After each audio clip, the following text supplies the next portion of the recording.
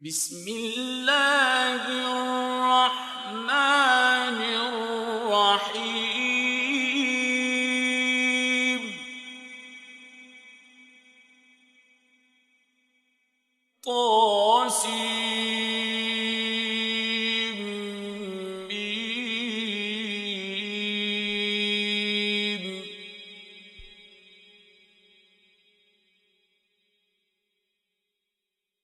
تلك آيات الكتاب المبين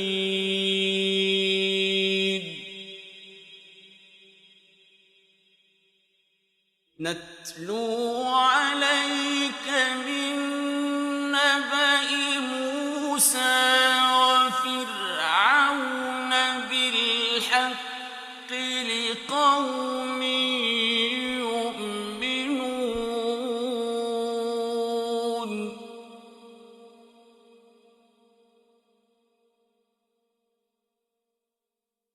إن فرعون علا في الأرض وجعل أهلها شيعا يستضعف طائفة منهم يذبح أبناءهم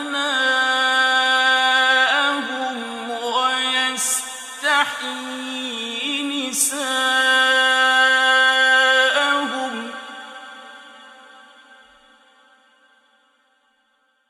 إنه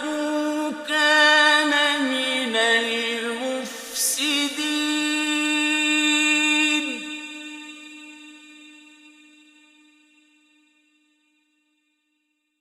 ونريد أن نمن على الذين استضعفوا في الأرض ونجعلهم أئمة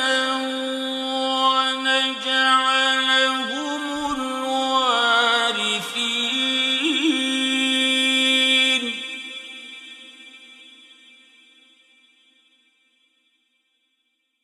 ونمكن لهم في الأرض ونري فرعون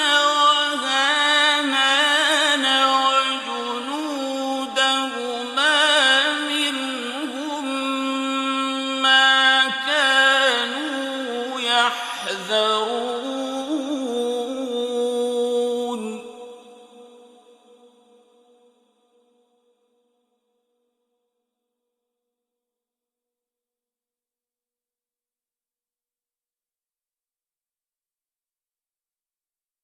وأوحينا إلى أم موسى أن أرضعيه فإذا خفت عليه فألقيه في اليم ولا تخافي ولا تحزني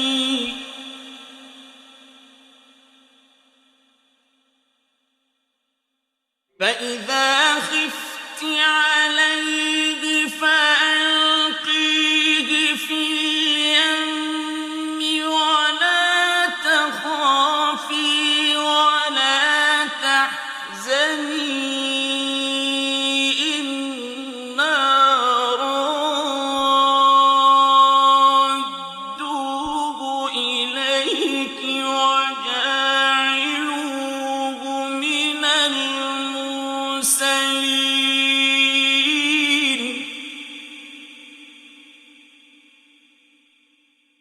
فالتقطه آل فرعون ليكون لهم عدوا وحزنا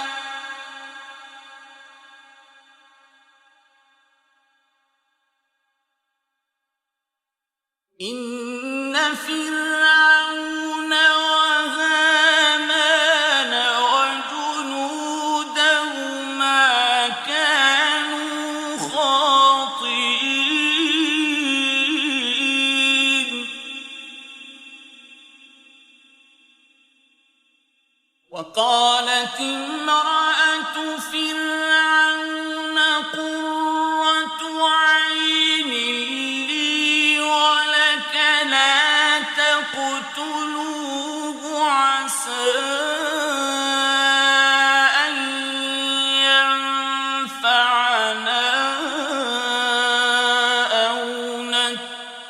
يتخذه ولدا وهم لا يشعرون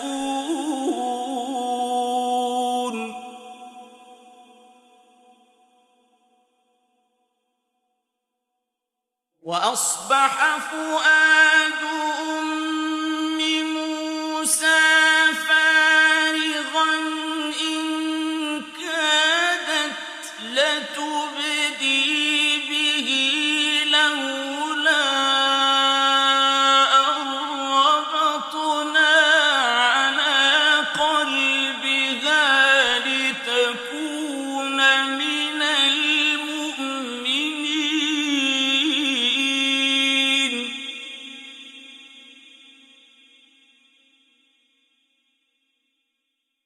وقالت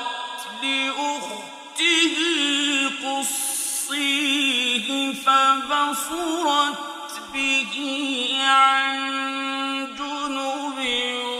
وهم لا يشعرون وحرمنا عليه المراضع من قبل فقالت هل أدلكم على أهل بيت يكفلونه لكم وهم له ناصحون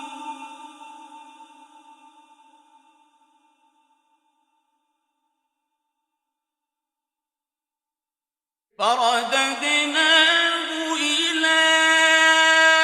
أمه كي تقر عينها ولا تحزن ولتعلم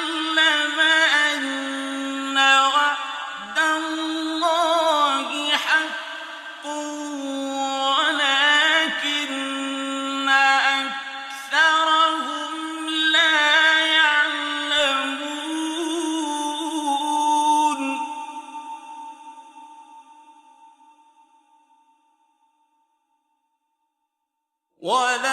ولما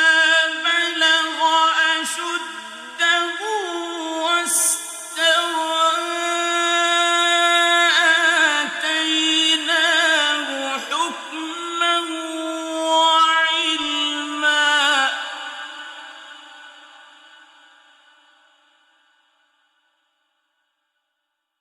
وكذلك نجزي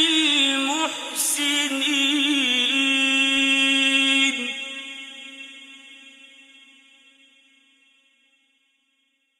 ودخل المدينة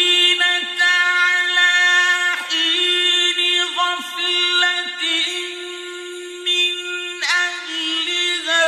فوجد فيها رجلين يقتتلان هذا من شيعته وهذا من عدوه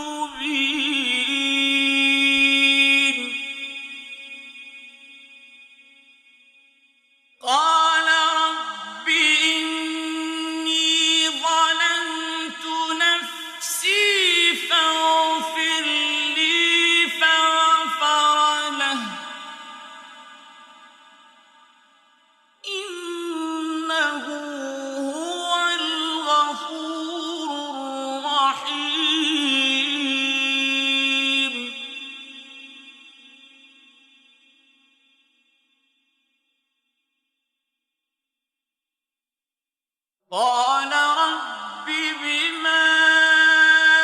أنعمت علي فلن أكون ظهيرا للمجرمين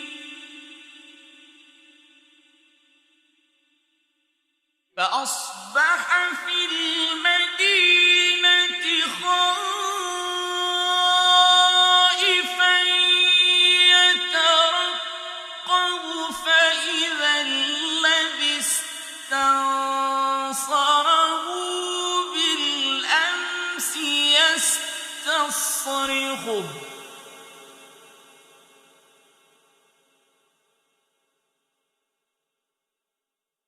قال له موسى إنك لغوي مبين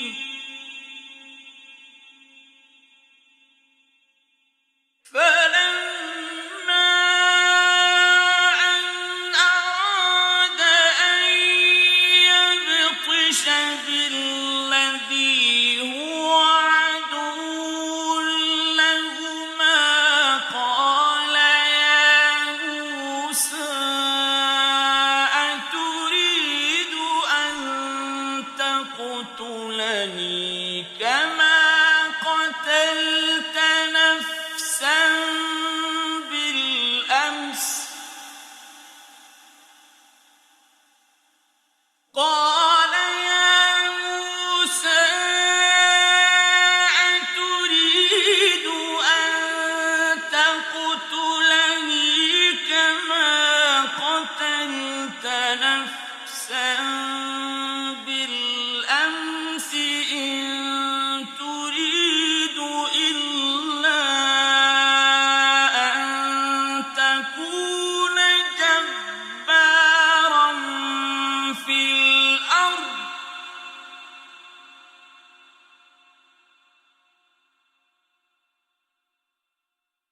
إن تريد إلا أن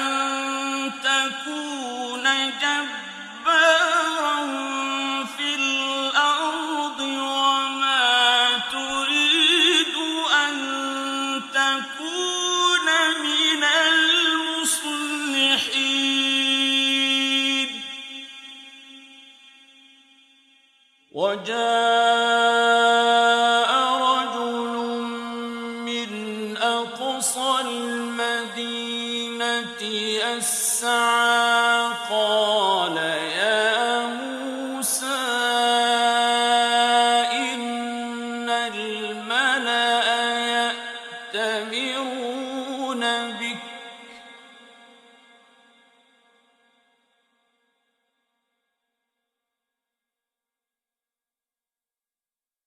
قال يا موسى إن الملأ يأتمرون بك ليقتلوك فاخرج إني لك من الناصحين فخرج منها خائفا يترقب قال رب نجني من القوم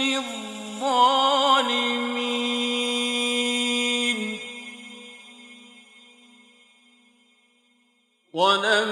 ولما توجه تلقاء مدين قال عسى ربي أن يهديني سواء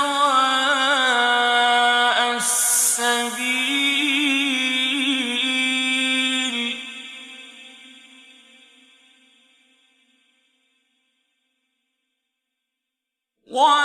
ولما ورد ماء مدين وجد على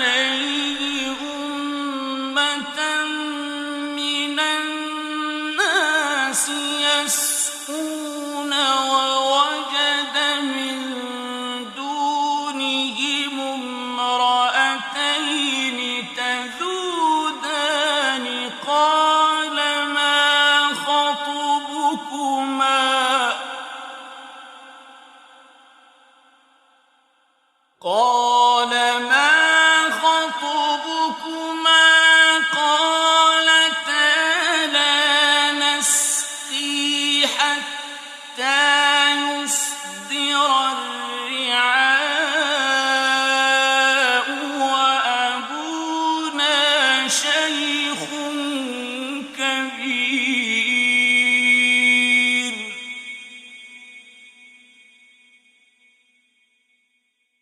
فسقى لهما ثم تولى إلى الظل فقال رب إني لما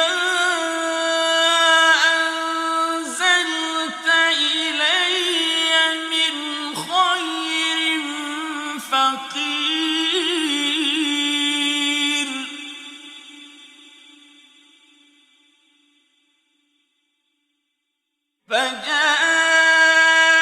فجاءته إحداهما تمشي على استحياء قالت إن أبي يدعوك ليجزيك أجر ما سقيت لنا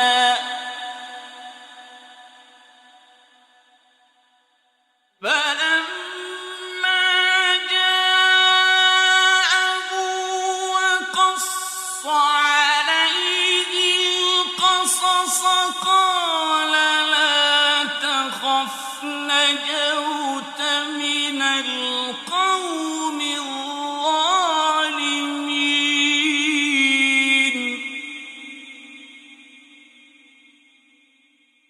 قالت إحداهما يا أبت استأجره إن خير من استأجرت القوي الأمين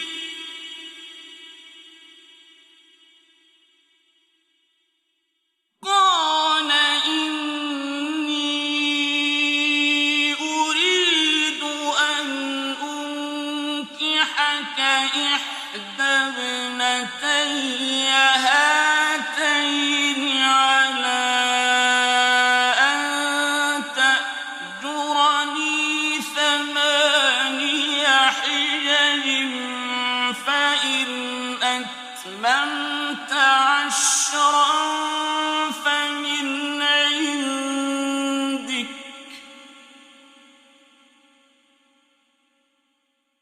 وما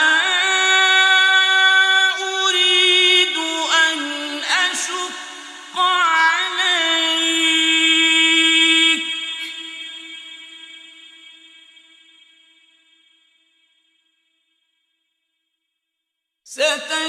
ستجدني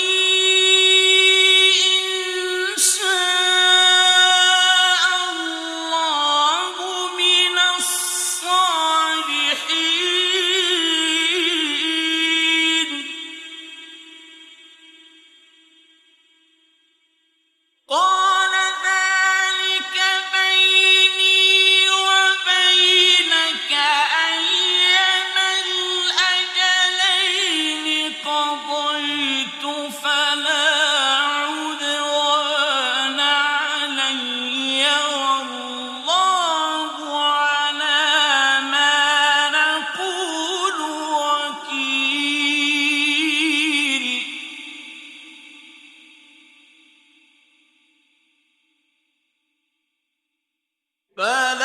فلما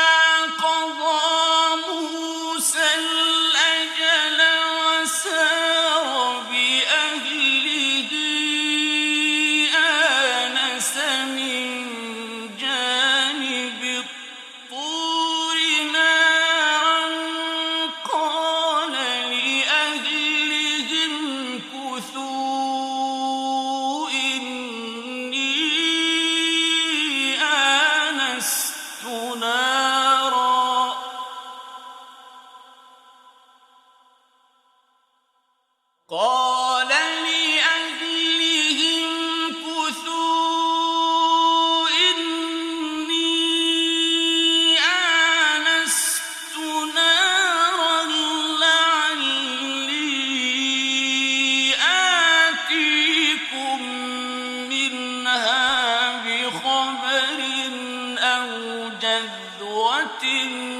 من النار لعلكم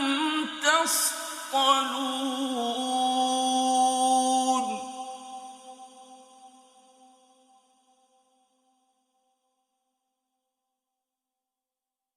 فلما أتاها نودي من شاطئ الواد الأيمن في البقعة المباركة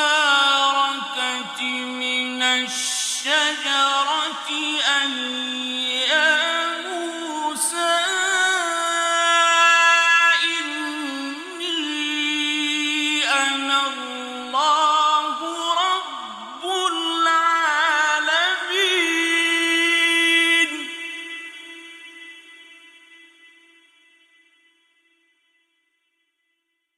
وأن ألق عصاك فلما رآها تهتز كأنها جان ولا مدبرا ولم يعقب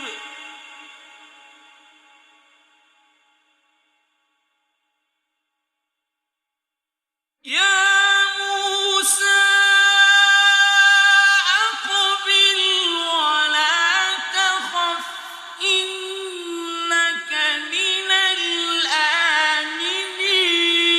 الآمنين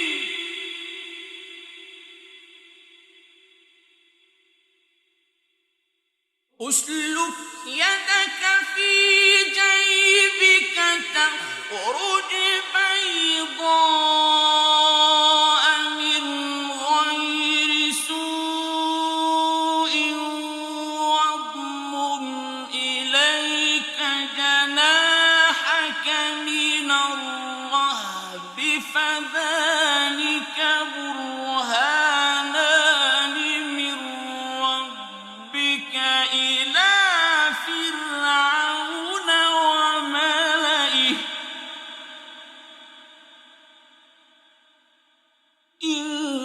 إنهم كانوا قوما فاسقين قال رب إني قتلت منهم نفسا فأخاف أن يقتلون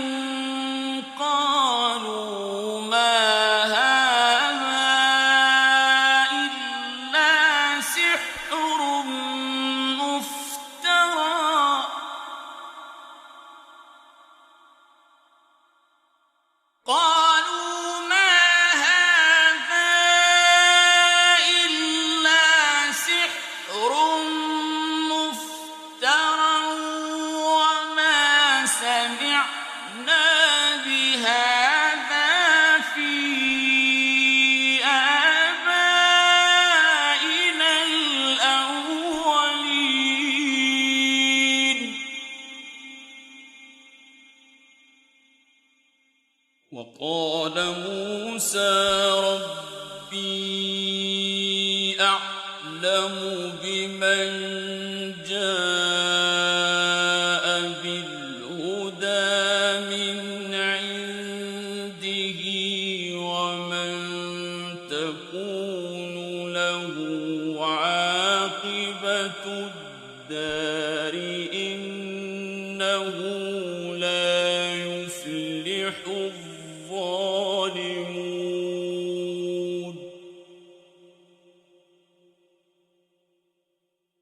وقال فرعون يا أيها الملأ ما علمت لكم من إله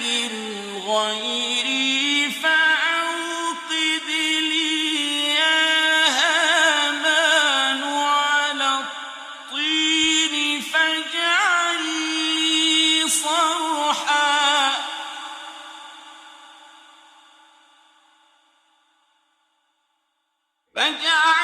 لي صرحا لعلي أطلع إلى إله موسى وإني لأظنه من الكاذبين.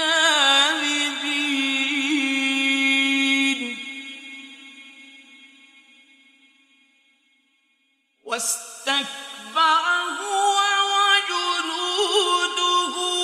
في الأرض بغير الحق وظنوا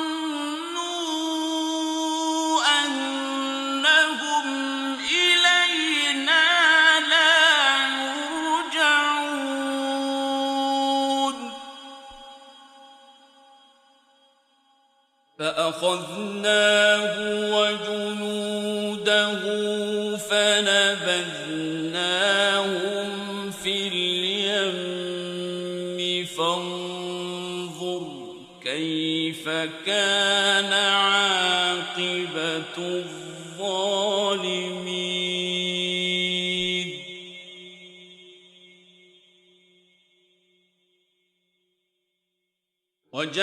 وجعلناهم أئمة يدعون إلى النار ويوم القيامة لا ينصرون.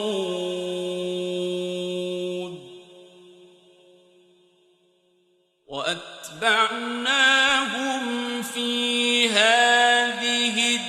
الدنيا لعنة ويوم القيامة هم من المقبوحين.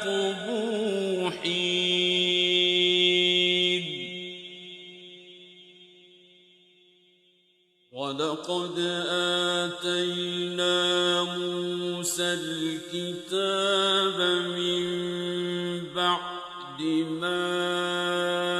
أهلكنا القرون الأولى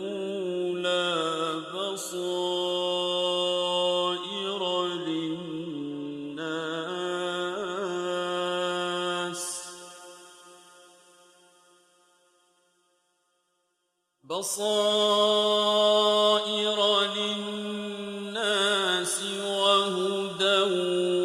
ورحمة لعلهم يتذكرون.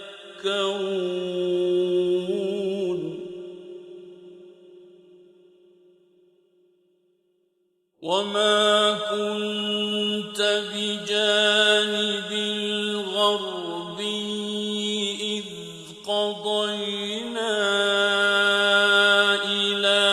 موسى الأمر وما كنت من الشاهدين.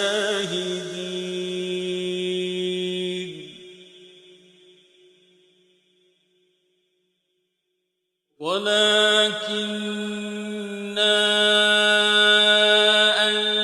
أنشأنا قرونا فتطاول عليهم العمر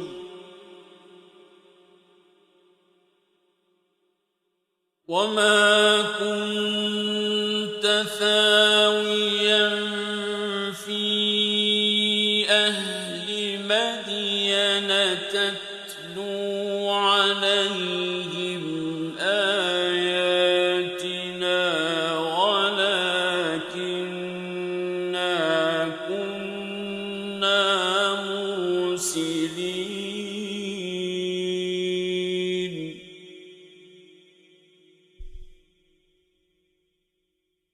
وما كنت بجانب الطور إذ نادينا ولكن رحمة من ربك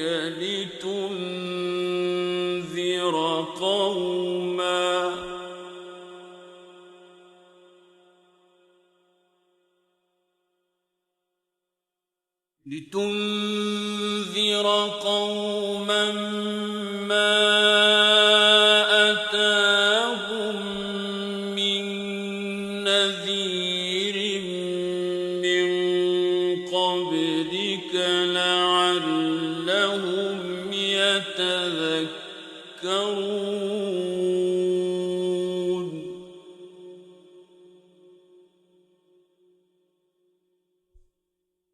ولولا أن تصيبهم مصيبة بما قدمت أيديهم فيقولوا ربنا لولا أرسلت إلينا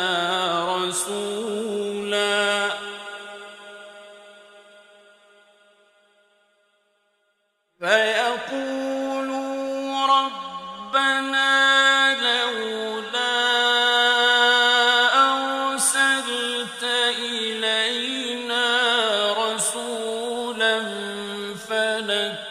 فنتبع آياتك ونكون من المؤمنين فلما جاءهم الحق من عندنا قالوا لولا أوتي مثل ما أوتي موسى أولم يكفروا بما أوتي موسى من قبل قالوا سحران تظاهرا وقالوا إنا بكل كافرون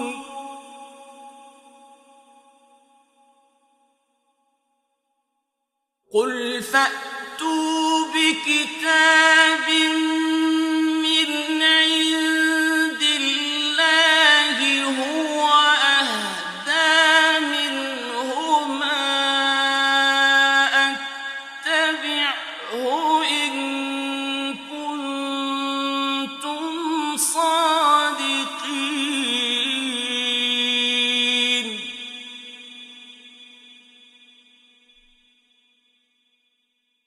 فإن لم يستجيبوا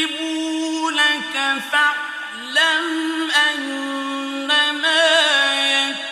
يتبعون أهواءهم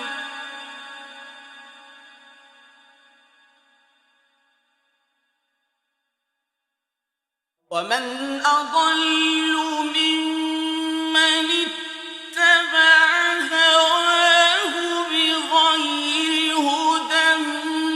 من الله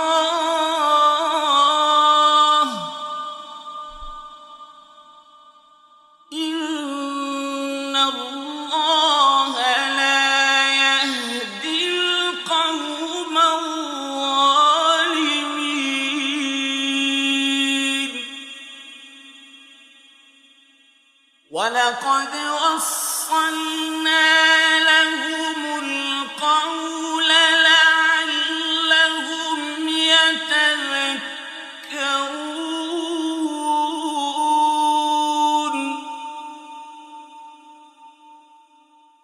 الَّذِينَ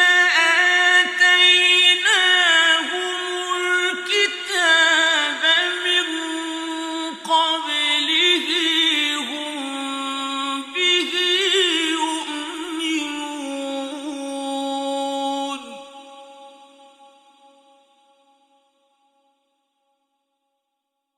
وَإِذَا يُتْلَىٰ عَلَيْهِمْ قَالُوا آمَنَّا بِهِ إِنَّهُ الْحَقُّ مِن رَّبِّنَا إِنَّا كُنَّا مِن قَبْلِهِ مُسْلِمِينَ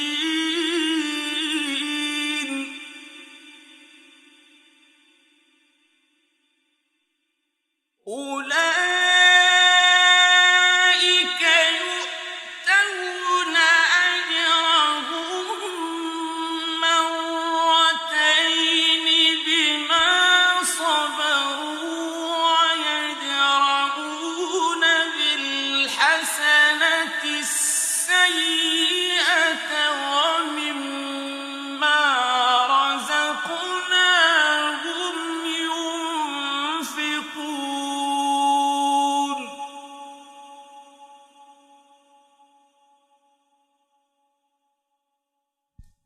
وَإِذَا سَمِعُوا اللَّغْوَ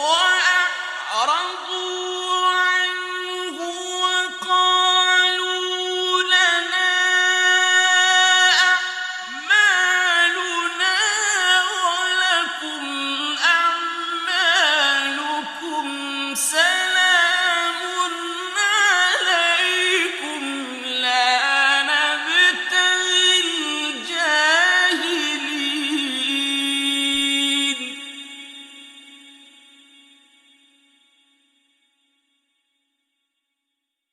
إِنَّكَ لَا تَهْدِي مَنْ أَحْبَبْتَ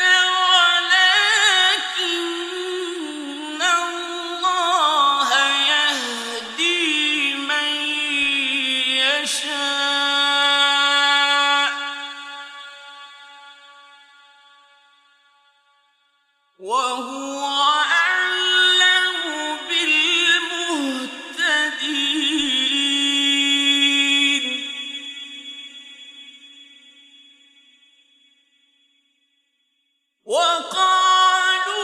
وَقَالُوا إِن نَّتَّبِعِ الْهُدَىٰ مَعَكَ نُتَخَطَّفْ مِنْ أَرْضِنَا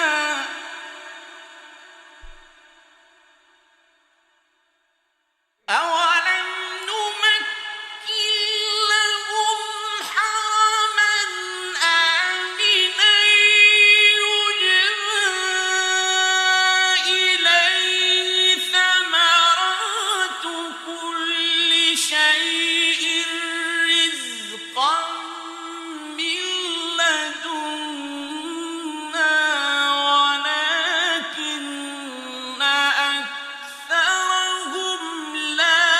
يَعْلَمُونَ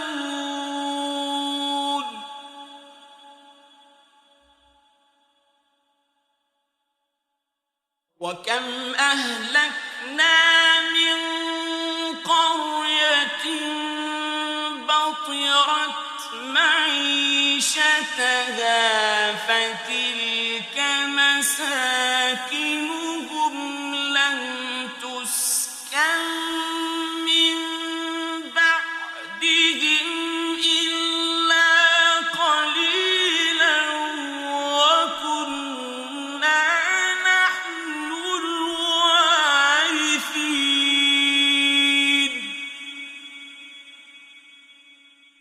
وَمَا كَانَ رَبُّكَ مُهْلِكَ الْقُرَىٰ حَتَّىٰ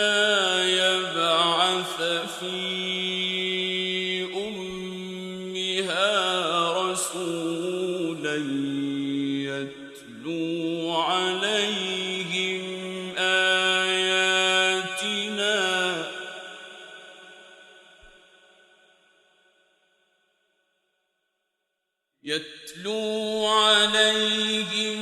آياتنا وما كنا مهلكي القرى إلا وأهلها ظالمون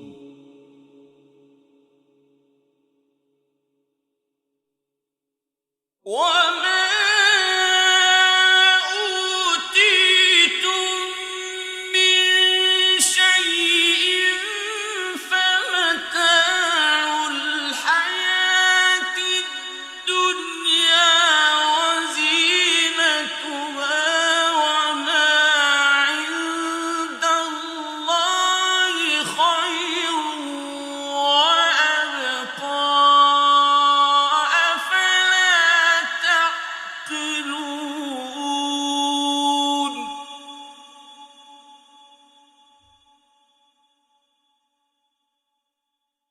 أفمن وعدناه وعدا حسنا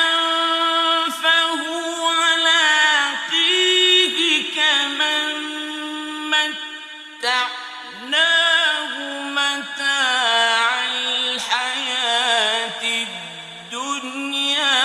ثم هو يوم القيامة من المحضرين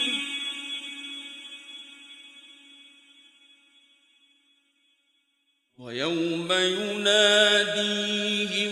فيقول أين شركائي الذين كنتم تزعمون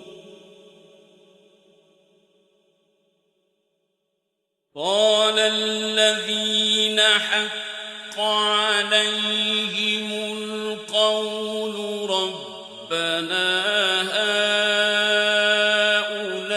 هؤلاء الذين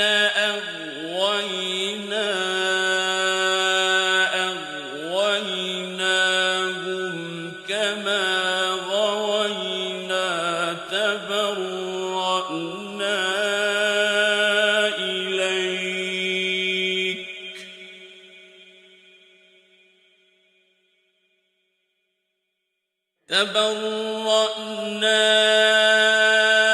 إليك ما كانوا إيانا يعبدون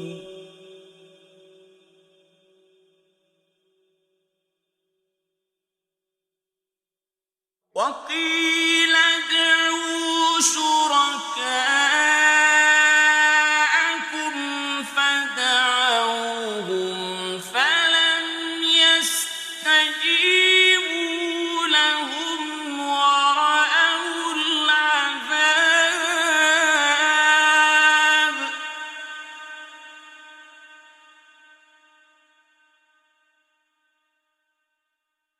لو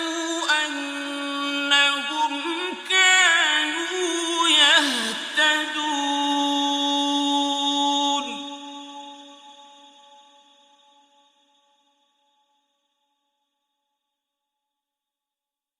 ويوم يناديهم فيقول ماذا أجبتم المرسلين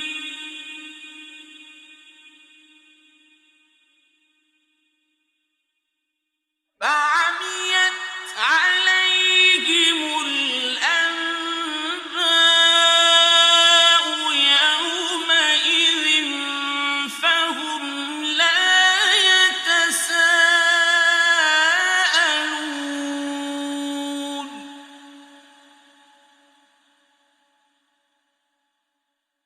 فأما فَأَمَّا مَن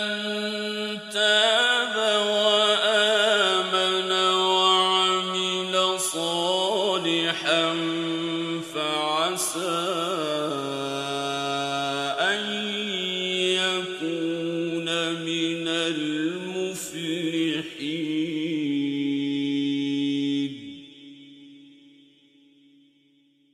وَرَبُّكَ يَخْلُقُ مَا يَشَاءُ وَيَخْتَارُ ۗ مَا كَانَ لَهُمُ الْخِيَرَةُ ۚ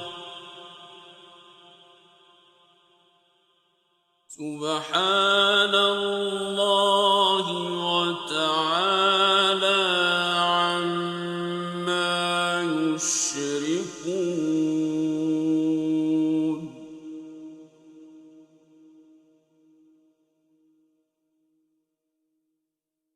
وَرَبُّكَ يَعْلَمُ مَا تُكِنُّ صُدُورُهُمْ وَمَا يُعْلِنُونَ.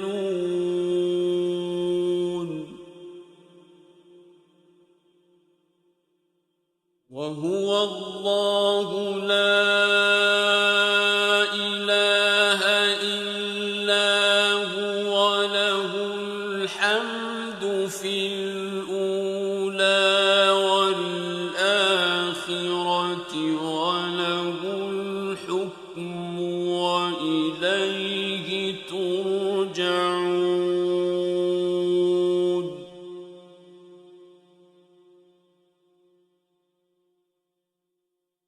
قُلْ أَرَأَيْتُمْ إِن جَعَلَ اللَّهُ عَلَيْكُمُ اللَّيْلَ سَرْمَدًا إِلَىٰ يَوْمِ الْقِيَامَةِ مَنْ إِلَٰهٌ غَيْرُ اللَّهِ يَأْتِيكُم بِضِيَاءٍ ۖ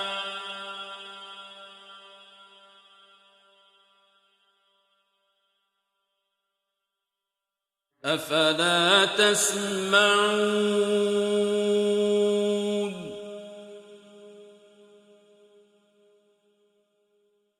قُلْ أَرَأَيْتُمْ إِن جَعَلَ اللَّهُ عَلَيْكُمُ النَّهَارَ سَرْمَدًا إِلَىٰ يَوْمِ الْقِيَامَةِ مَنْ إِلَٰهٌ غَيْرُ اللَّهِ يَأْتِيكُم بِلَيْلٍ تَسْكُنُونَ فِيهِ ۖ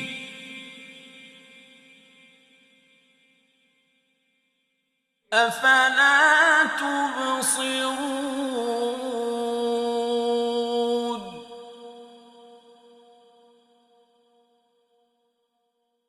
وَمِن رَّحْمَتِهِ جَعَلَ لَكُمُ اللَّيْلَ وَالنَّهَارَ لِتَسْكُنُوا فِيهِ وَلِتَبْتَغُوا مِن فَضْلِهِ وَلَعَلَّكُمْ تَشْكُرُونَ.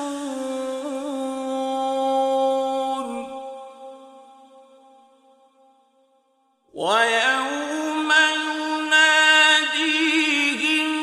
فَيَقُولُ أَيْنَ شُرَكَائِيَ الَّذِينَ كُنتُمْ تَزْعُمُونَ.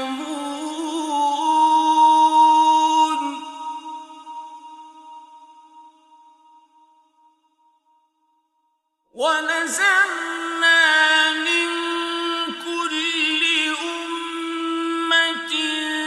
شَهِيدًا فَقُلْنَا هَاتُوا بُرْهَانَكُمْ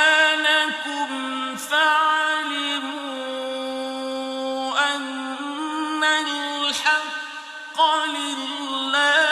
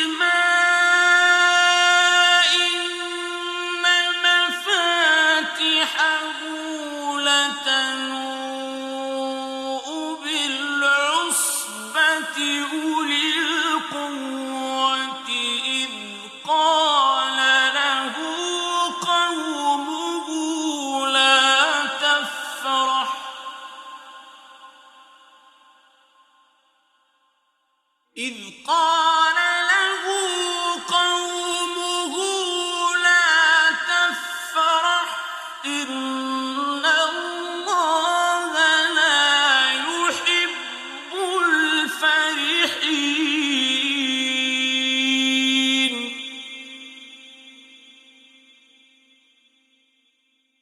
وابتغ فيما آتاك الله الدار الآخرة ولا تنس نصيبك من الدنيا وأحسن كما أحسن الله إليك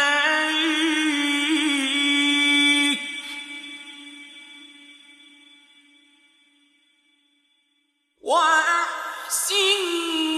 كما أحسن الله إليك ولا تبغ الفساد في الأرض إن الله لا يحب المفسدين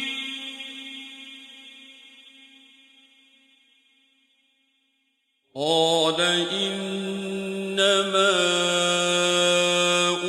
أوتيته على علم عندي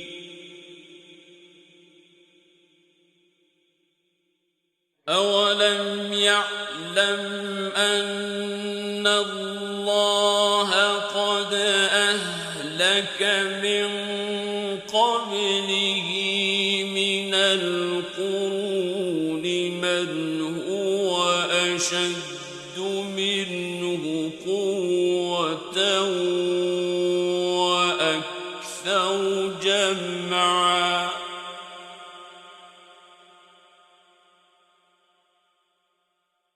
ولا يسأل عن ذنوبهم المجرمون فخرج على قومه في زينته قال الذين يريدون الحياة الدنيا يا ليت لنا مثل ما أوتي قارون إنه لذو حظ عظيم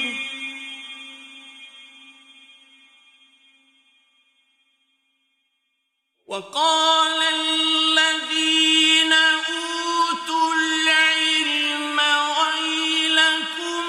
ثواب الله خير لمن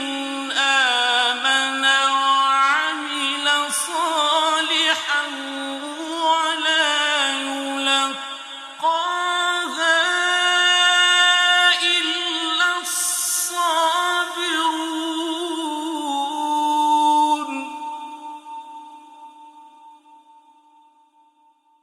فخسفنا به وبداره الأرض فما كان له من فئة ينصرونه من دون الله وما كان من المنتصرين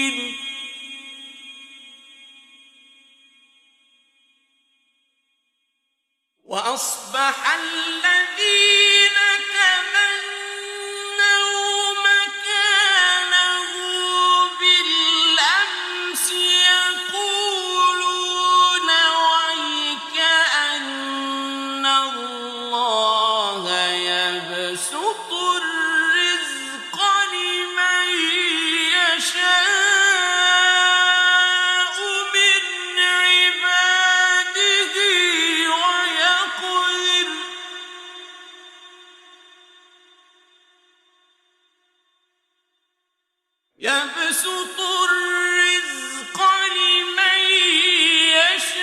يشاء من عباده ويقدر لولا أن من الله علينا لخسف بنا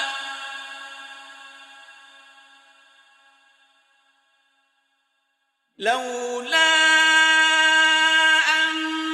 من الله علينا لخسف بنا وكأنه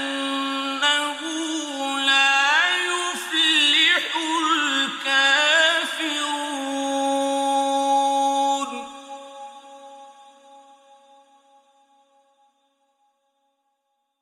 تلك الدار الآخرة نجعلها للذين لا يريدون علوا في الأرض ولا فسادا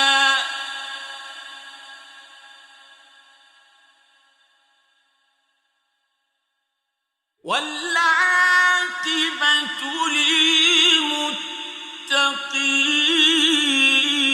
للمتقين من جاء بالحسنة فله خير منها ومن جاء بالسيئة فلا يجزى الذين عملوا السيئات إلا ما كانوا يعملون إن الذي فرض عليك القرآن لرادك إلى معاد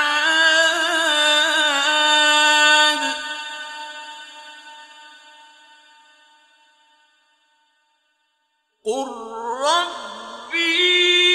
ربي أعلم من جاء بالهدى ومن هو في ضلال مبين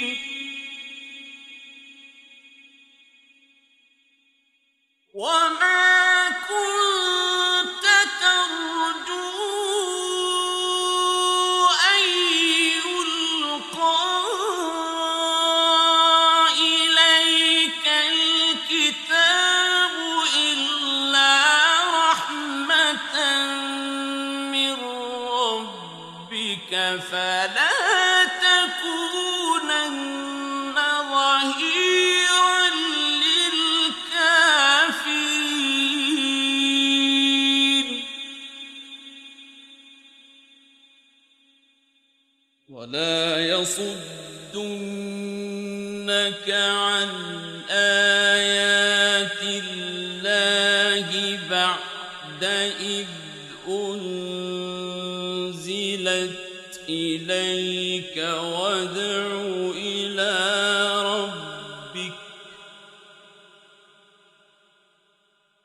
وادع إلى ربك ولا تكونن من المشركين